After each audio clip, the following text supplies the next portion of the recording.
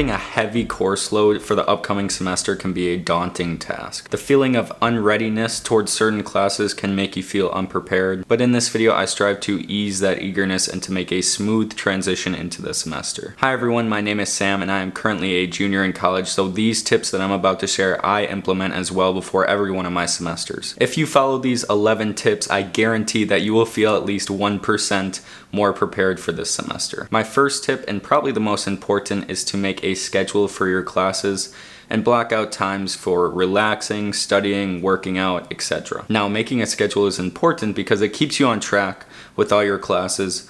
You know what times in the day, on a certain day throughout the week, that you can study, certain days that you don't need to study as much because your class is in a couple days. There's a multitude of ways of why a schedule throughout the week keeps you motivated, keeps you on track.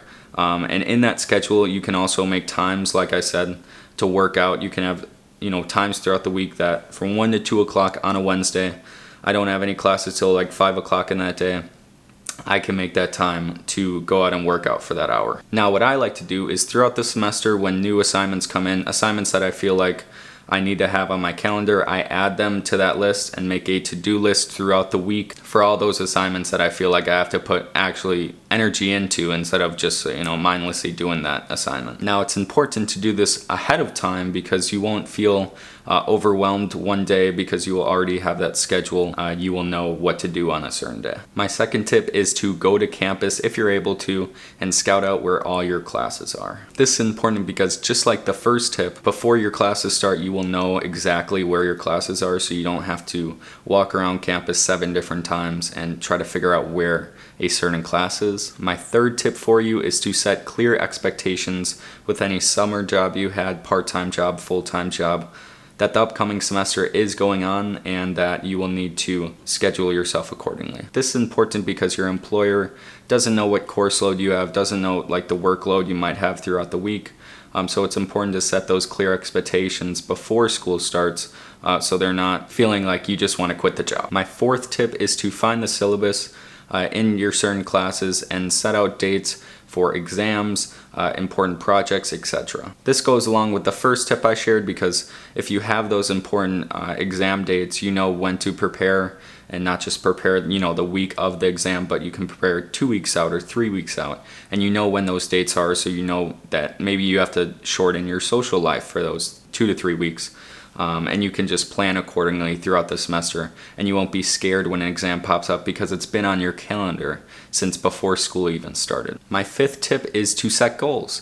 These can be either personal or academic growth or any other goal you might have. And I encourage you, if you do set goals, to write them down. Obviously, everybody has goals in their mind. But I think if you write them down on a piece of paper, on your phone, in your notes, it goes a long way and you can see your progress throughout the semester and if you're actually reaching your goals. An example of a goal could be, I want to read 10 minutes of my book every day, or I want to work out every day. Whatever it might be, you could say I want to get a 3.5 or above GPA. Those are examples of good goals to have throughout the semester. And don't make unrealistic goals. If your goal is to run every day and you set it at I want to run 2 hours every day, I would rather you set it at 10 minutes every day and then work your way up so you do it every day. And setting these goals will make you feel more accomplished, achieving them throughout the semester. My sixth tip for you guys is to declutter your workspace and set a study space either in your apartment or whatever that best fits how you study. Now, people will set up their workspaces in a multitude of ways.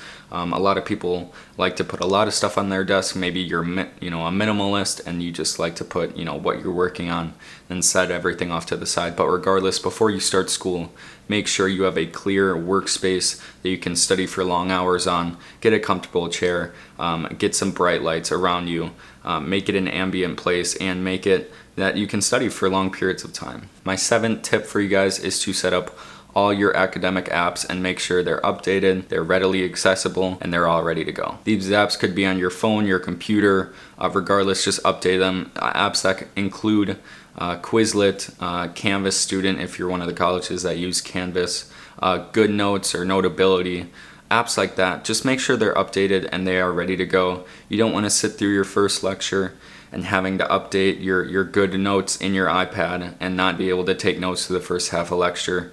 You want to make sure you are prepared for those lectures and for your studying by updating all these apps beforehand. My 8th tip is to complete any introductory assignments for your classes ahead of time. So for example, one of the classes I'm taking had an intro to the class where you had to introduce yourself, your name, where you're from, etc.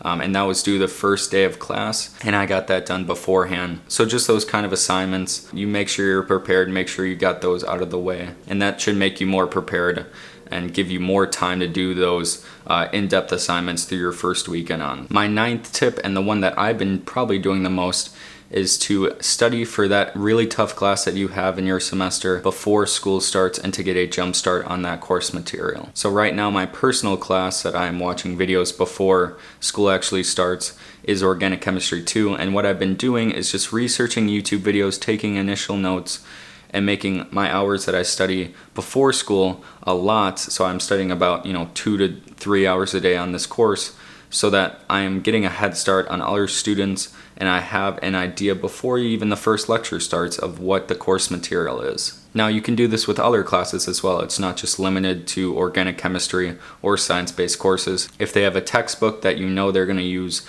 you can look in that textbook, maybe read the first chapter, stuff like that. Just get an idea of your tough classes throughout the semester and what you're going to be doing in the first half or first week of the semester. I promise that tip goes a long way. You will feel more prepared on the first day of lecture because you've already seen this content, you've already seen videos on it, and you will feel more prepared throughout the semester because you got a head start on this class. Tip number 10 is schedule a meeting with your advisor. Now this meeting doesn't have to be anything complicated.